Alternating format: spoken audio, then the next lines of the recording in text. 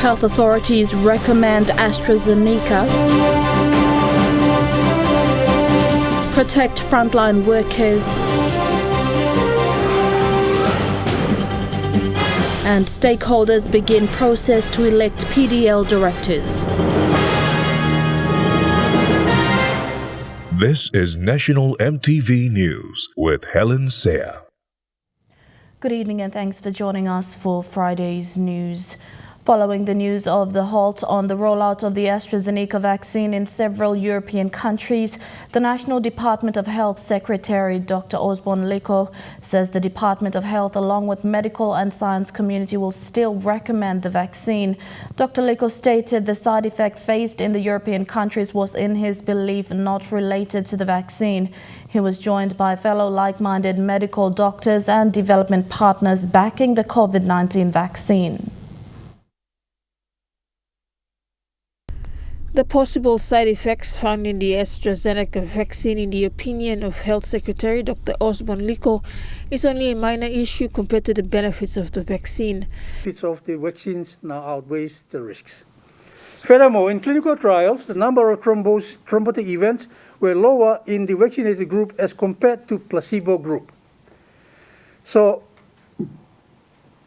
to conclude, in terms of the quality, there are also no confirmed issues related to any batch of the AstraZeneca vaccine used across Europe or the rest of the world. A number of national medical doctors backing the vaccine up. The way forward for all of us is to get this vaccine here as soon as possible. This is an excellent vaccine. There's no question about it. And it comes under the COVAX, under WHO.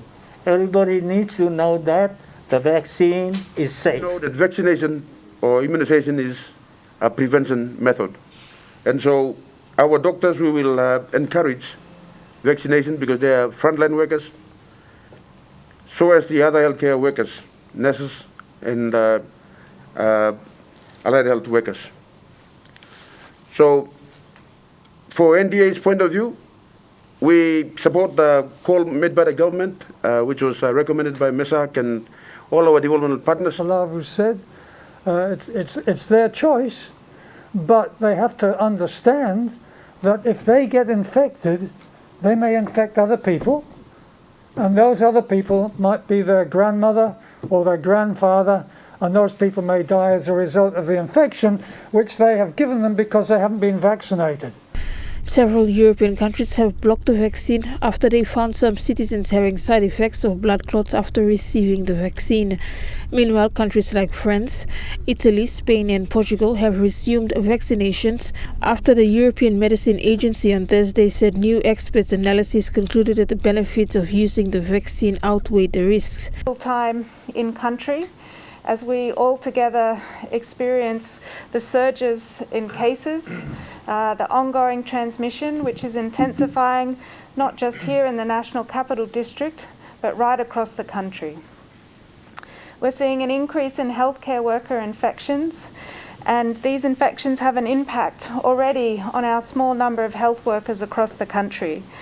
This makes it very difficult for our hospitals and health facilities to maintain essential services, as well as continue to provide care for COVID-19 cases. This week, Australia announced 8,000 AstraZeneca vaccine from its own national stock would be given to PNG, and also committed to purchasing a further 1 million vaccines. 1 million doses of our contracted supplies of AstraZeneca, not for Australia, but for PNG, a developing country in desperate need of these vaccines. We've contracted them, we've paid for them, and we want to see those vaccines come here so we can support our nearest neighbour PNG deal with their urgent needs in our region. And we'll be seeking the support of the European Union and AstraZeneca to achieve that as soon as possible. Dr. Matthias Sapuri, who is the West New Britain Provincial Health Authority CEO and also a senior doctor at the Pacific International Hospital, stating that the risk was there for the elderly and the frontline health workers. To spread to all the other provinces quite rapidly. And that's what I'm from your advice, that's what we are seeing. So it's going to be a big challenge for us in the country. And the Secretary has already pointed out and spelled out what are the challenges is going to be for us into the future, or the rest of this year and probably more, that things are going to get more worse than we think. So I'd like to make this call to the rest of my colleagues of the PHAs throughout the country, that they must take responsibility very quickly and not just leave all these operational matters to the provincial coordinating committees or the provincial COVID committees. Because if they do, then, you'll find a lot of things that may be slow, and then problems start to arise. In mid-April, the first lot of vaccines are expected to arrive, and the frontline workers in hospitals and clinics in NCD will be the first to receive it. Annette Cora, National EMTV News. Meanwhile, the National Executive Council has gazetted the usage of Astrazeneca vaccine in the country. The National Gazette will now pave way for countries like India and Australia to send in donor-funded AstraZeneca vaccines. The first lot of vaccines are expected in mid-April, and development partners were only awaiting the Gazette before the importation of the vaccine into the country. The scenario, as described by the CEO of PNG's only largest referral hospital, is that the Port Moresby General Hospital is in a dire state and needs immediate backing of the vaccines to protect its frontline workers. Hospital CEO Dr. Paki Molumi, whilst addressing the Medical and Science Committee yesterday, said in the last 15 days the hospital staff has attended to over 200 positive cases of COVID-19. Annette Cora reports. Dr. Molumi, when addressing the committee, spelled out the current plight of Port Moresby General Hospital, stating that of the positive cases of COVID-19, 115 of them as of yesterday were mainly hospital staff, the patients and the guardians of the patients themselves. They are seeing 6 to 8 cases every day. This indicates there's already widespread community transmission around the city as well as around the country. 2 of the staff came from outside the hospital, outside of National Capital District, another province. So there is widespread community transmission. With its only isolation facility full to capacity, additional holding bays needed to be opened to cater to more of the cases coming in.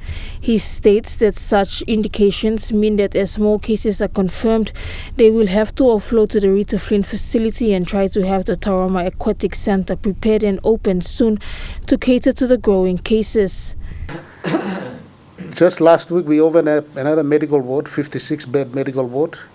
Currently, there's 20 cases in there. So in total, we have over 30 cases of COVID positive within the hospital. We were hoping to upload these cases to Rita Flynn. Rita Flynn is already full as well, at 43-bed capacity. Hopefully, by the weekend, we open up Tauranga Aquatic Centre so we can offload some of these cases so that Port Moresby General Hospital can be freed up to continue normal service. This morning, a picture of an asthmatic patient who died while trying to access the oxygen canister set up for asthmatic patients caused an uproar on social media on how Pom Gen is coping as COVID-19 cases surge. The hospital CEO is aware of the situation and is expected to release an official statement soon. Yesterday, Dr. Molumi stated that there is no way the hospital can scale down any further at this stage with a depleted number of hospital staff. The scenario here is that as more cases continue to come in, our staff will be depleted. We will be moving the limited staff into trying to manage COVID, and there'll be no staff to carry on to manage the normal disease like TB, malaria, heart disease. When we don't treat those diseases, we create another comorbidity for the virus to attack them quickly and they go down. Yeah, so we just can't afford to do that. So I want to thank the government plus the secretary and the development partners for getting this vaccine on board as soon as possible so that we can protect our frontline staff. He has sounded his backing for the vaccine, stating that the help from Australia is welcome and timely, also for all health workers to be vaccinated so they can protect themselves and continue to keep its doors open to service the general public. our doctors, we will encourage vaccination because they are frontline workers, so as the other healthcare workers, nurses, and allied health workers. National Doctors Association, we support the call, and I will be right behind the government and the health department to make sure the system is moving forward. Similar sentiments were echoed from the office of the National Doctors Association, expressing concerns about the number of doctors testing positive, further making the stance known to support the government through NDOH to provide the COVID-19 vaccine for frontline health workers immediately. And at Cora, National EMTV News. Meanwhile, head of Port Moresby General Hospital's emergency department, Dr. Sam Yokapua, has clarified the incident of a patient dying while trying to access oxygen canisters at Port Moresby General Hospital's emergency wing. Speaking to EMTV News, Dr. Yokapua stated the emergency area was in the middle of decontamination due to positive cases at the emergency department on that day. He stated that there had been 4 asthmatic cases and they were put outside on oxygen-driven nebulizers. The patient, whose picture went viral, had terminal post-TB bronchiectasis with reactive airway that requires nebulizers. Dr. Yokapua said she succumbed to death while trying to retain oxygen. Dr. Yokapua stated that it was a chaotic day full of patients and that many of his staff were COVID-19 positive and had been isolated. He added with concern that while the need for health service during this time is massive, there's only a limited number of health workers on duty to cater to this huge demand. The Morobe Provincial Health Authority Board Chairman David Wissing says other centres of PNG aren't getting the same attention as Port Moresby concerning coronavirus. Wissing said all provinces should have the same access to COVID-19 testing and personal protective equipment. Meanwhile, Morobe has 128 confirmed COVID cases and 3 deaths that stemmed from underlying health issues. It seems that the other centers of Papua New Guinea aren't getting the same attention as Port Moresby is, and I guess my one suggestion to all that is people to remember that most of Papua New Guinea is not in Port Moresby. All right, there's Port Moresby is one place, but we have 21 other provinces and autonomous regions to look after, and we need to make sure that everybody has the same access to testing. And PPE, and later on when the vaccines come in, everybody's got access to it. If we do just focus on Port Moresby, which I know that people don't want to do that, but it seems to be the case, and it seems to be the perception of those of us in other parts of the country have. We just need to make sure there's a fair distribution of everything to the rest of the country. You're watching National EMTV News. We'll be back with more stories after the break. Stay with us.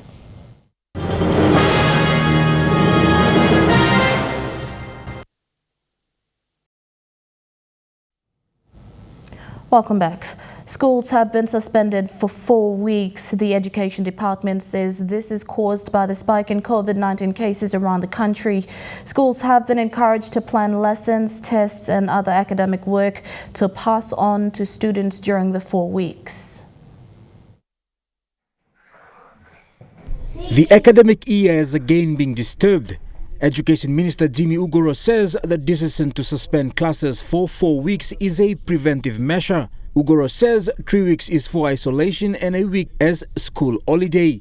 He made this announcement yesterday. There won't be any classes as of Monday. All teachers are to stay at home and report to urgent issues, not in groups, but one-on-one thing. The spike in COVID-19 cases around the country has prompted for the suspension of schools in the elementary, primary, secondary and TVET schools. The Education Minister says the decision was considered following directives by the National Pandemic Control Center. It's very important. The government has now called on isolation, meaning that you have to be COVID cautious, apply COVID protocols by wearing your masks and sanitizers, keeping distances as normal as possible.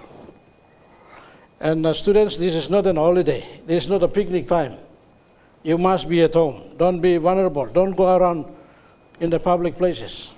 School administrations have been encouraged to plan tests, assignments and other academic work for students to take home or access via internet.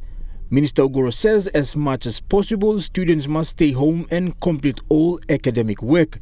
He says the pandemic is real. And what will happen is, using that holiday, students must do private studies, doing their homework, research, while teachers also catch up with the lesson planning and the outstanding work that they must complete. And also at the same time, that 3 week, the lessons that we will miss, they must plan on how to catch up. As soon as we open up classes again, they have to make up for the lessons they have skipped. Jack Lepava Jr., National EMTV News. Morobe's Education Program Advisor Keith Tangui says the Provincial Education Division needs readily available funds for the repatriation process of teachers. The division is in charge of repatriating retired teachers and those who have passed on back to their provinces. Mr. Tangui said funds have been delayed, hence the division has to borrow to conduct repatriation exercises. However, the funds borrowed are not enough to accommodate all the teachers, with some still on the waiting list. Mr. Tangui said that some teachers who have recently passed on are still in the morgue.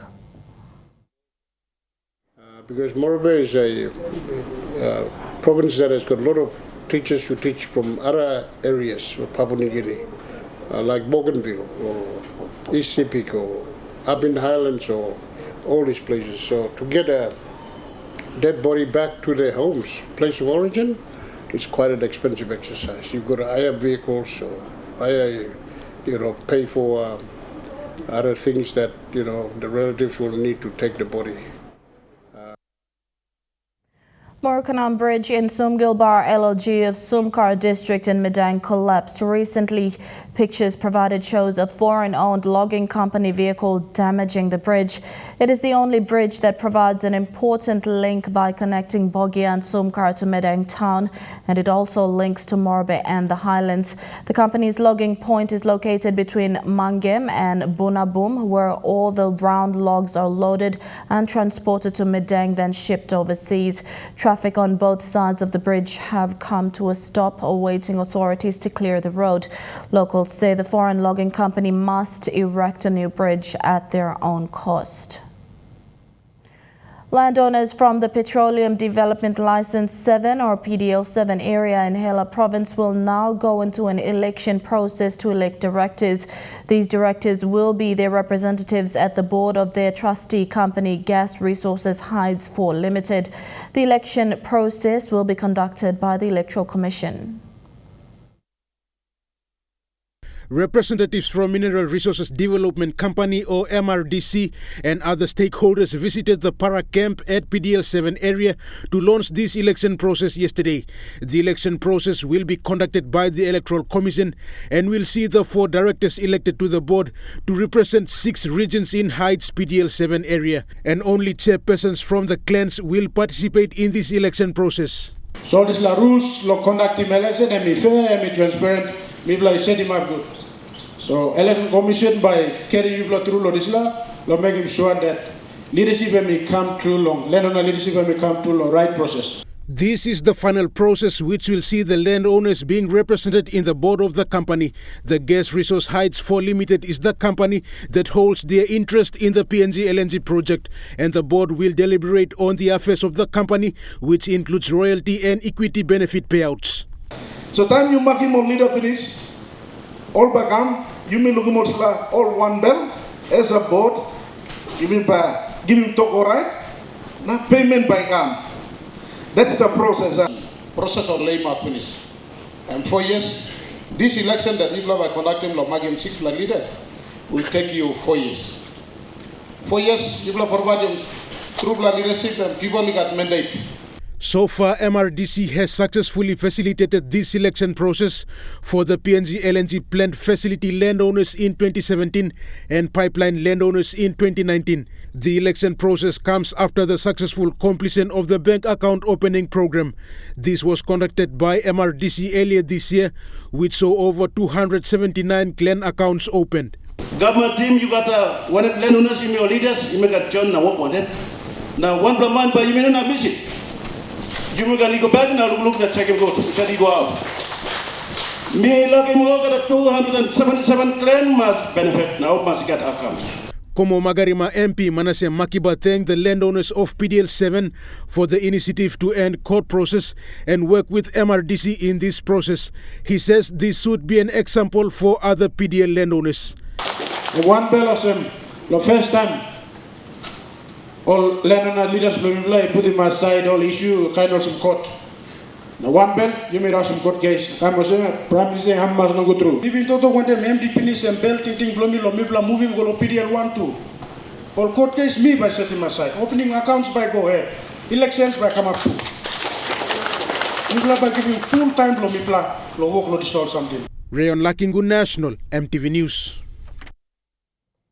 Meanwhile, a faction of the PDL7 landowners in Hela have echoed concerns to stop the election of directors. The Tuguba Wallo clan allege that most clans have not followed proper procedures to register ILGs. They say stakeholders taking lead must stop the election of directors and allow resource owners to form ILGs and complete clan vetting, among others. The Tuguba Wallo clan also revealed to turn to the courts if their demand is not heard. This program laws on this law team, you will come back, advising Prime Minister, Petroleum Minister, okay, MRDC, all this team you will stop now. You play in case of land department, in body land department, Petroleum, MRDC, you play this government now, you play stop prosla government, now you play funding money, now being in process law, Kisim ILG, advising 177 clan, 177 clan law almost restoring ILG past MP follow. Making association and director from both company. And by me election restoring order. Whatever happens. Because it got not way process to stop, so me not going to mention him. And I bell have a blah. Because me play no height line. Department is able to go for finish. You should consult him, you should sort him out, you should from before you block around on crowd. And I think what if black and blue. With the increasing demand for communication amongst people via mobile phones, a new phone house outlet was opened this morning at the Central Waigani shopping centre in the nation's capital. Customers turned up at the new shop even before the shop doors were open for business to the public. As soon as the shop doors opened at 9 a.m., customers went inside to experience the new shop environment. According to Phone House Operations Manager Amy Tomlinson, it is part of Phone House expansion plans across Papua New Guinea and especially in NCD. So Phone House currently operates 15 shops throughout Papua New Guinea, and we also operate a number of our Digicel flagship stores throughout Papua New Guinea. So here in Port Moresby, I think this is our 9th Phone House shop, and you'll see it's a different concept to our older shops, but all of our shops will be going through a renovation to look like this, which is lovely and classy. Given more possibilities of isolation and lockdowns in light of the COVID-19 pandemic, Ms. Tomlinson says the use of technology to work from home or do shopping online is ever increasing, and Phone House is helping to provide options for customers to suit their needs in that regard. Any phone distributor in PNG plays such an important role in the future of PNG. It gives our people access to information, not only locally but worldwide. But for me, the most important thing, the stories that we do love to hear, is connecting families to remote locations. Something that couldn't have never happened before unless you travelled to that location. And we have a great example of in Mount Hagen, so families that would have to pay 10 kina to go on the bus and then travel, usually on a second bus, walk for 4 hours to get to their families just to check in on them. And now they're buying phones for their families and they're able to connect to them with one phone call. The need for access to news and information via mobile phones is also high on the Phone House agenda to enable awareness and education for people. The new shop will operate from 9 a.m. to 6 p.m. from Mondays to Sundays. Dennis Orere, National MTV News. And now looking at the NASFund market report, the Kina opened unchanged at $0.2850 in the interbank market. At Bank South Pacific, your Kina will buy $0.2775 US, 0.3527 Australian dollars, 0.2246 euro and 29.60 Japanese yen. Looking at commodity prices at New York close, gold is trading higher, coffee, cocoa and copper closed lower. Palm oil closed lower, crude oil is trading higher and copper closed higher. And on the stock market, the Dow Jones closed at 153.07 points lower. The ASX 200 is trading at 37.7 points lower, and the All Ordinaries is trading at 40.5 points lower. You're watching National EMTV News. Up next, some sporting updates in Chukai Sports.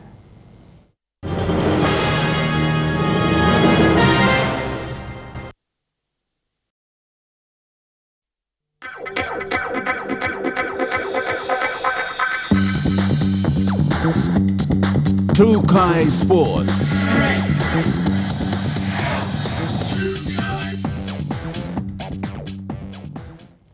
Welcome to Chukai Sports.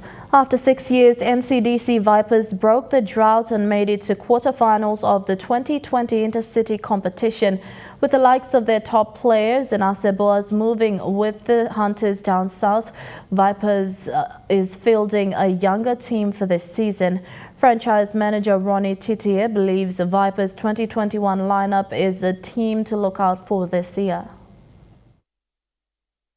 The last year that Vipers went to final was 2013, so it was a drought that we broke, and after six years, boys made it through to quarterfinals. So we were actually 2 games away from the grand final, and we fell short to the Wigmen. So yeah, we got a lot of young boys that they were with us last year that they've rubbed off a lot of experience from the current one now that are in Anta. So that sort of gave them that edge and gave them that push to go a step ahead. So a lot of the boys that we're playing this year, they'll be really pushing for that spot, and that motivates them to go a step higher. So Vipers this year would be another team again to compete at that level. So I'm pretty sure everyone would give their 100%, and we're hoping for a better result at come the finals time. And that ends Chukai Sports. The weather forecast for the next 24 hours when we come back. Stay tuned. Chukai Sports.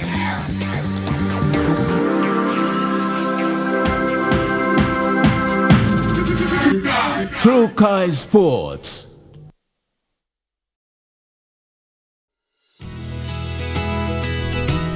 This weather update is proudly brought to you by MoniPlus, with you always.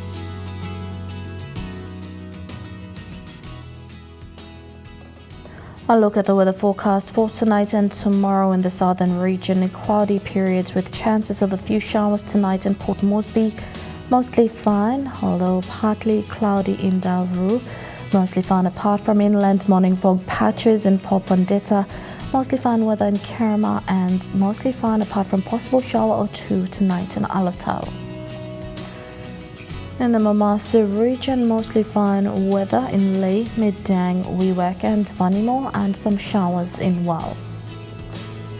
In the New Guinea Islands region, mostly fine weather in Lorengau. Mostly fine apart from a shower or two in Kavieng.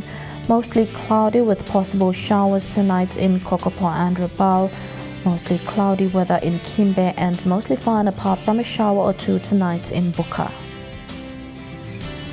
And in the Highlands region, a few rain showers tonight, then morning fog in Mount Hagen.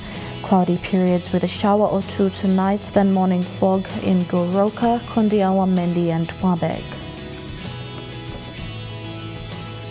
A look at the forecast for small crafts for the next 24 hours. Waters of southern PNG Indonesian border through Torres Strait to Daru and Kiwai Islands to Kerma, Tuyul Island to Hood Point and Samarai Islands, with waters of Samarai Island, Cape Fogle and eastern and western Milne Bay Islands, including waters north of Cape Fogle to Huon Gulf and Finschhafen, including also waters north of Long Island to Midang, to Wewak and Aitape to Vanimo and northern PNG Indonesian border, with waters of Manus and its western group of islands, and with waters of New Ireland to New Britain and Bougainville, seas of 0.5 to 1 metre. Waters of Finchafen through Vitiaz and Dampier Straits to Siasi and Long Island, seas of 0.5 to 1.3 metres.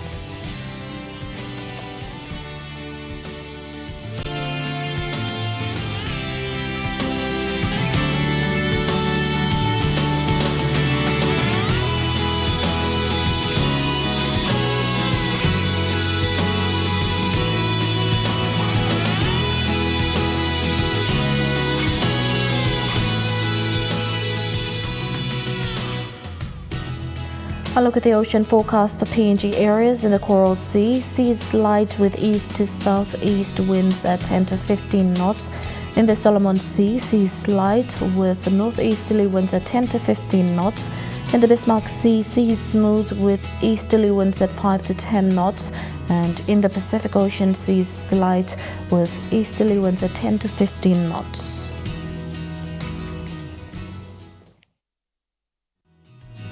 The weather update was proudly brought to you by MoneyPlus, with you always. And that's been the news, sport and weather for today, Friday the 19th of March 2021. From all of us here at EMTV, pleasant viewing, have a safe weekend, and bye for now.